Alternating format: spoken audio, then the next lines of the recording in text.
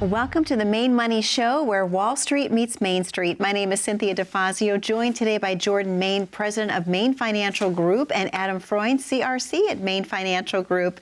To our viewers at home, today's show is all about busting some lifetime income myths. We're going to talk about the need to obviously not outlive your money, but also do a deep dive into what are some of these myths surrounding that. We're going to pull back the covers today. But first, gentlemen, before we do that, Jordan, how are you? I am great. I'm excited to debunk some of these myths. Let's how are debunk. You? I'm doing great. I'm ready to debunk as well. Adam, how are you? Well, I got my pen, I got my glasses, and I got my bourbon, so I'm feeling just fine. Well, we just gave that all away. Well, before we get into today's show, let's talk a little bit about maybe something that we purchased that was perhaps an impulse or even an expensive purchase that maybe didn't last as long as you wanted it to or didn't live up to its expectations. A gadget, appliance, a car. What was it? Let's talk about it. Okay. Think of the malls, and in the center of the malls, they always have little things, and they're selling whatever. Sometimes it's sunglasses. At this particular mall, they were selling power washers at a significantly discounted price. And they were all made of plastic, and then there was an engine you never heard of. It wasn't, like Honda or Toro. And I said, this is tremendous. And I just didn't realize it was still expensive, but not as expensive as a real power washer. It came, put all the hose and the pressure, the whole thing blew up. So I used one time and it blew up. So there's my story. Goodness. Wow. I when I lived in Chicago, I missed having a convertible. I had a Mustang convertible, and I had sold it and moved to Chicago. Not a good car to have in Chicago. So one day I was going by the dealership, and I ended up buying a Samurai Tracker, which they don't make anymore. It was not Samurai. I can't think of the car manufacturer, but I brought it home. My dad looked at it. Drove it home to Michigan. My dad looked at it. It was bright blue with pink striping along the side and a white top. And exactly, he's looking at me like, what in the earth are you buying? I could not sell that car. Nobody wanted to buy. I drove it for maybe 6 months. Worst purchase I ever made. Oh, what about you? My gosh. Oh, well, for me, I just absolutely love everything that my daughter says. She's 26 years old, so if she says, Mom, this is cool, you've got to get it, then I listen to her, right? So she had been telling me, Mom, you know you've made it when you buy a certain brand of shoes. And I'm like, no, I'm not going to buy those ever. So sure enough, I decided, why not? I'm going to treat myself. Had a great year. I'm just going to get them. So I get these beautiful shoes that she thinks are so cool. However, there's one thing that I didn't know, that if you don't protect the bottom of your shoe when you're out walking, it ruins the entire bottom of the shoe. I learned my lesson very, very quickly. And I thought, okay, the next time I make an indulgent purchase like that, I need to do a little research about how to protect what I'm purchasing. But were they anyway, red on the bottom? They were red on the bottom. How did you know? I don't know. They weren't red after I wore them through the streets of Washington, D.C. going to a symphony. But anyway, let's not talk about that. We don't want to talk about that. Let's talk about something else. Well, obviously, we're going to talk about some retirement income myths, and I know that you probably hear a lot of those from your clients. What are they when they're coming in for the first time that they think is reality, but it's kind of a myth, and we're going to debunk what that is? Well, I mean, we get all kinds. People will come in and they'll say, how long is the show? We can talk about Yeah, really. Let's time this right now. I mean, I've written some of them down. Probably one of the first is, well, I'll just live off of the dividends. Well, what's the problem with that? Can I use my example? Yeah. So I grew up in middle Michigan, in Midland, Michigan, small little town, but it happens to be the headquarters of Dow Chemical, which is a big publicly traded company. So everyone in Midland holds on to Dow stock. We never sell it. We pass it on to the children, and we just take the dividends. Away we go. Well, a lot of people live on that income, and forever Dow would never miss a dividend. Well, then we have the 2008 situation and the 2009, and dividends were lowered, and then skipped. So the turbulent markets will dictate if companies are going to pay a dividend. If they're losing money, they're not going to pay dividends. So that's a very debunked theory that I'm just going to live on the dividends. Yeah. Or how about this one? Social Security, I'll just live off of Social Security. They'll cover all of my expenses. Well, that's really not the case nowadays. True. I think the last time I looked, it covers maybe 30 to 40% of people's expenses. And let's face it, the higher your Social Security is, that means you're a high income earner. Do you want to go in retirement and tell your wife that, oh, by the way, we're going to live, we're taking a pay cut as soon as we go into retirement? Right. If I told my wife that when we retire, that now we have to spend less money, she might shoot me. Nah, Yes. Not going to happen. Yes. So the other myth, I don't mean to just start rambling here, but the other myth is, how about this one? I'm going to ladder CDs and bonds. Yep. Ah. Well, what risk do we have now? Interest rate risk, right? Absolutely. Because you sign up for a 5-year bond. How do you know what interest rates are going to be? You have to re-sign up after 5 years. Same with CDs. So when look at the last 5 years and ups and downs of interest rates, right? So the whole CD/bond laddering for income is a tough one in retirement. Well, that was all Sure. thrown out the window in 2008 when all of a sudden you had interest rates that were just bottomed out, and I can remember people coming into the bank getting 1.5% in a CD, and the CD was only good for 6 months.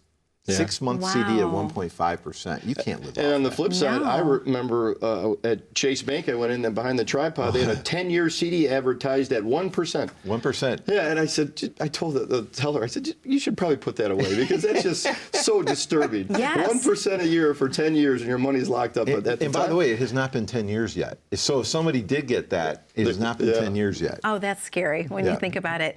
Well, what about people that are thinking that they can live off their investments, if you will? Why is that strategy so risky without guaranteed income sources, without those buckets coming in? How about that sequence of returns risk? Oh, yeah. Adam, what do you think? Yeah, I think sequence of returns is something that is extremely, it sounds harder than it really is to understand, right? So basically what it is that if you start taking money out when the market is down, you're going to compound the loss. In other words, if you have to take 5% out a year and the market is down 25%, how big is your loss? 30%. Hey, I can do math. Yeah. But how much do you need to even get back to zero the following year? A lot more than you lost. Well, can you do that in a math thing? Could you take $100,000 and show us how that could be, how we mathematically could Absolutely. figure that Well, out? let's just, for an easy numbers, let's just say you had $100,000 and you had a terrible year, you lost 50%. Okay. So now you're down to $50,000. So what if you earn the next year that 50% back? Oh, that's great. Where are I'm you back right to now? 100%. all No, right. you're up to only 75,000 because you have less principal to make money back on that return. So you've got to earn, in some cases, nearly twice as much of what you lost. Wow. So the sequence returns risk, people look at the average, historical average of the S&P 500. You look at different periods. Maybe it's 6, maybe it's 8%. But that's the average, Cynthia. So in some years, Yes. maybe it does 20 or 30, and in another year, maybe it loses 5 or 10. So the issue is, in those losing years, if you are taking money out, you are doing what's called reverse dollar cost averaging. You are taking money out of an account that's already suppressed a little bit. You will exponentially deplete that. So it's Wow. not as much of an issue when you're still working. It only comes into play when you have to take money out, when we're talking about income here today. So sequence of returns risk can really get you in retirement if you're taking money out of that account. So again, losses hurt more than gains help. And the one thing that you don't have as much is time. You can't have that time to make it up, correct? Exactly. Point on right there. Time, as Jordan was saying, even if you're 10 years away from retirement, you still have enough time where you're adding money into an account. You're not taking money out. So anytime you're adding in when the market is down, like we've seen, over the last 6 months, you're buying things on sale. But when you're in retirement, your philosophy, your thought has to completely change. You can't afford to take losses on things that are creating income for you. Yeah, I think all of your equity dollars in retirement should have one mission, and that's for growth. Yes. It shouldn't be straddled down or brought down by having to produce income. Other accounts should have, I'm a big believer in each bucket should have their own mission, but part of the overall macro plan. And I just don't see a successful retirement income plan all equities based. You got to have a mixture of a lot of different strategies. Yep. Well, Jordan, I want to talk to you more about how to assess someone's risk tolerance, if you will, but we're going to take a commercial break, and I know there's a very special offer that you and Adam would like to present today. Absolutely. So all the viewers today, they can call the number or click the QR code and come in and get a personalized, customized, what we call our main money report. And we use the acronym GET RIPT. Get your retirement ripped like Adam, RIPT. The first thing is an overall risk assessment. Make sure that the level of risk that you're taking on in your portfolio matches what your tolerance is. The I is income. Make sure that you have an income plan, not an income guess. Tell us what you think you you can get out of your portfolio and income, we might be able to show you how to get some more. The P is your overall portfolio, the health of your portfolio. Let's stress test your portfolio. Are you paying too much in fees? Is your historical return above the benchmarks? And the T is Uncle Sam, taxes. Let's figure out how to get Uncle Sam out of your pocketbook. Jordan, thank you. Adam, thank you as always. To the viewers at home, that number to call is 888-462-7839, 888-462-7839 for your very own customized Maine Money Report. We're going to take a very short commercial break. Don't go anywhere. We're talking about some lifetime income myths. We are debunking those. But when we come back, I want to talk to Jordan a little bit more in depth about how do you know how much risk you're taking? Is there a test that you can take? Stay tuned.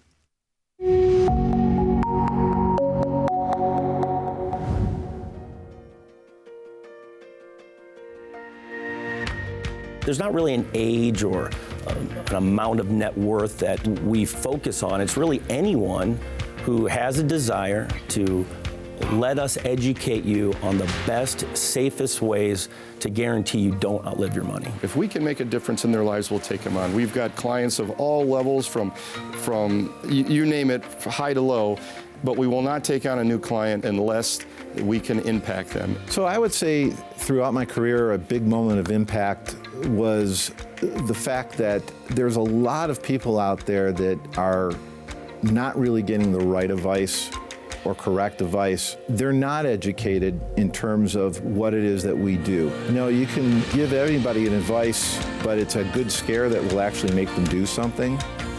And I think that that impact on what it is that they want, especially for retirement, is a real key factor. In my eyes, a successful retirement is being able to do whatever you want it to do, and every one of us is different. It isn't a dollar amount or a number of zeros in your retirement, because all of us are going to the same place at the end of the day.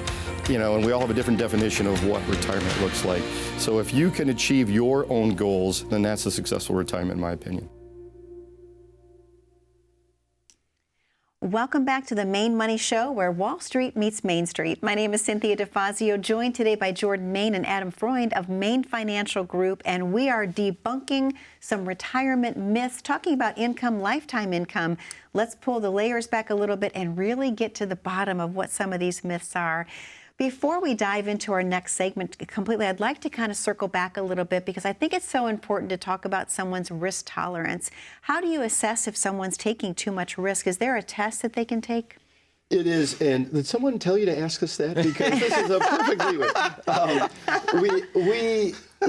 Everyone's risk tolerance, and what does that mean? It's how much risk can you tolerate? What's your uncle point, right? And everyone is different. It really doesn't, in my opinion, doesn't have anything to do with age. We have a woman in her 80s who's single, Marjorie. And which is not her real name. Yeah, for confidentiality. Never had any family, husband, kids, anything. And she is on a scale of 1 to 10, a 10 almost. Yeah. And you know, conventional wisdom would say, as you get older, maybe more conservative, but not in her case. And on the flip side, we've got a maybe 32-year-old who inherited a trust from granddad's farm. And he has it all in protected, very conservative investments, because he doesn't want to lose one penny of what granddad left him. So there isn't a formula. It's what your tolerance is. And we use that analogy of driving a car. Right. How fast do you want to drive with your portfolio? Are you on the side streets 25 miles an hour? Or do you want to maybe go 45, 55? Or do you want to get on that highway, or maybe the Autobahn over in Germany, and go really fast? So, you know, what is your level? We've got a great website called mfgrisktest.com. Okay. Again, it's mfgrisktest.com. And it's, an 11-question survey. 11 questions. Okay. And it will give you a score of 1 to 100.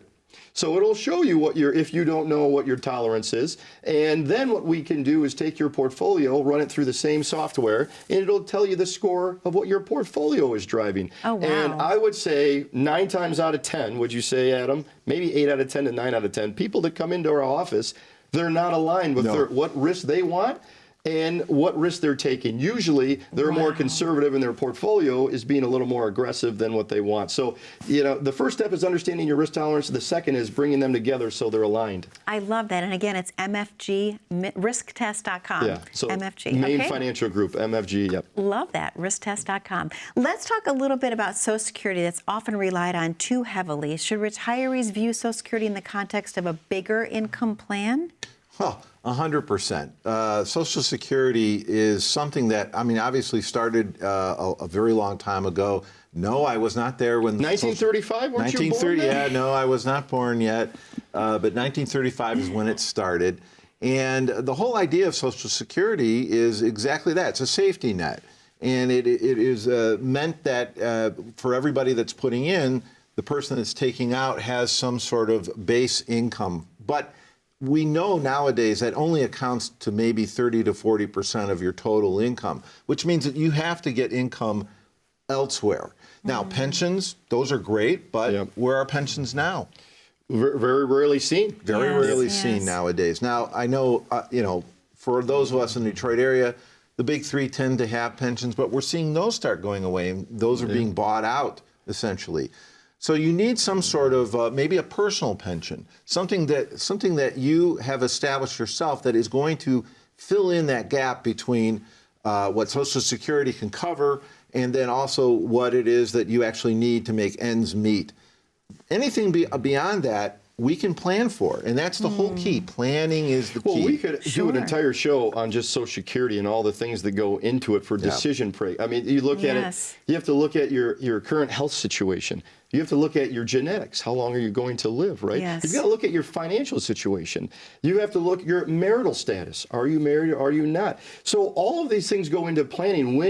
How many times do we get this question? When should I turn on Social Security? There isn't one right answer. No. You have to look at all these input factors. As we've talked about in other shows, my wife is a few years younger and her family lives to be 100. My family does not have a lot of longevity. So maybe we might strategize with our Social Security elections a little different than maybe Adam would. So it's very unique, but I think the point is Social Security is only a portion of what you're going to need in retirement. Okay, so just a piece of the pie, if you will. Just a piece of the pie. Okay. Well, here's another thing. I want to ask you a question. Why do people think that they're going to spend less in retirement, and how often does that myth backfire?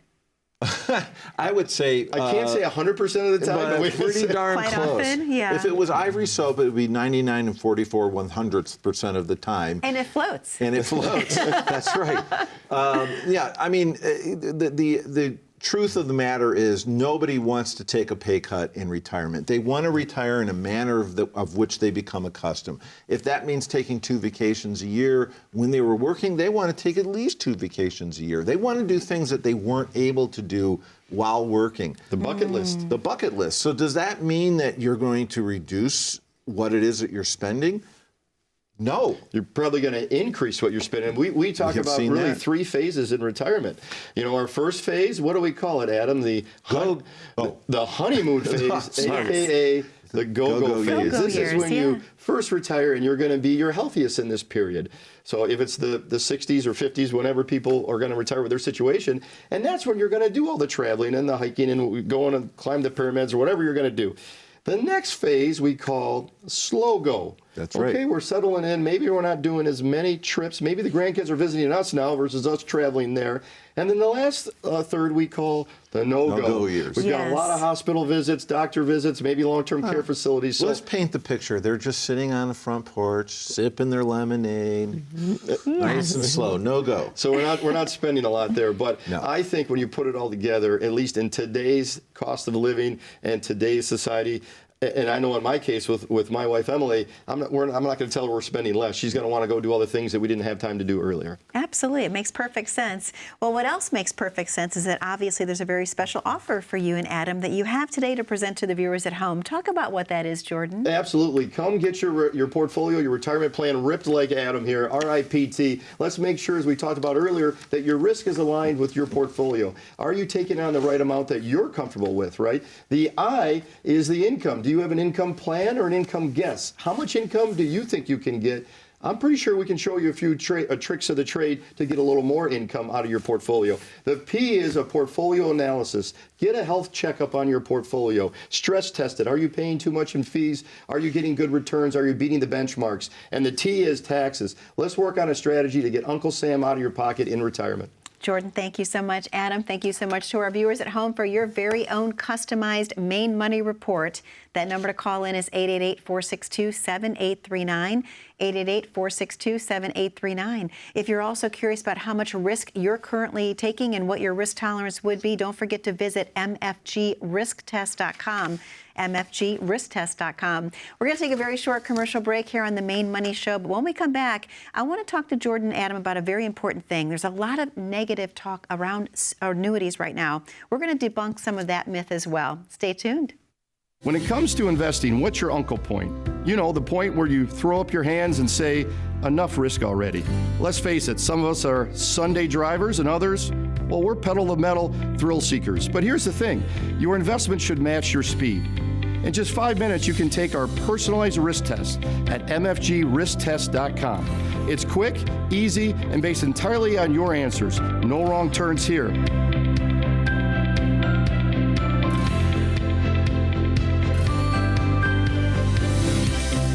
Welcome back to the Maine Money Show, where Wall Street meets Main Street. My name is Cynthia DeFazio, joined today by Jordan Main, president of Maine Financial Group, as well as Adam Freund, CRC at Maine Financial Group. We're talking all about some retirement income myths. We are debunking those today. And in this next segment, we're going to do a deep dive into some negative talk around annuities to start off with. We hear that so often. People have this idea of, I hate annuities, you should too. But let's talk about why that is sometimes a myth when it comes to retirement planning overall. Oh, I hate annuities. Uh-oh, I've seen that guy on TV before. I hate them. I mean, can't name names. Yeah, we're not going to say. We'll just say his name is Ben Fisher.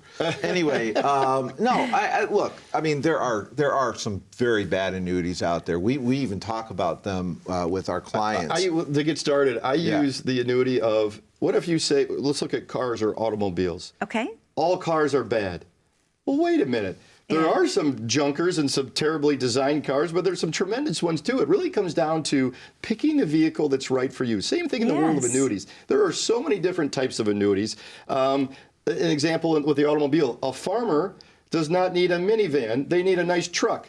A race car driver does not need a pickup truck, he needs a Corvette, right? Yep. And a family of 4 or 5, they need a minivan. So the idea is select the right vehicle that fits your needs and wants. So when people ask me, are annuities good? Are they bad? I say yes. Yes Great to answer. both.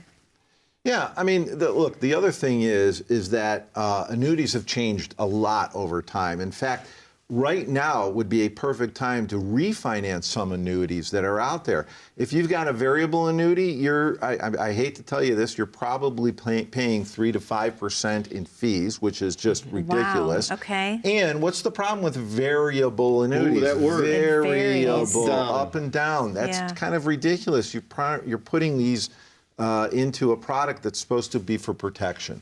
So there are cases where refinancing right now, it couldn't be the most perfect time to do it, including indexed annuities that are just 3 or 4 years old. So that's something that we can do. We have the software. We're able to show people.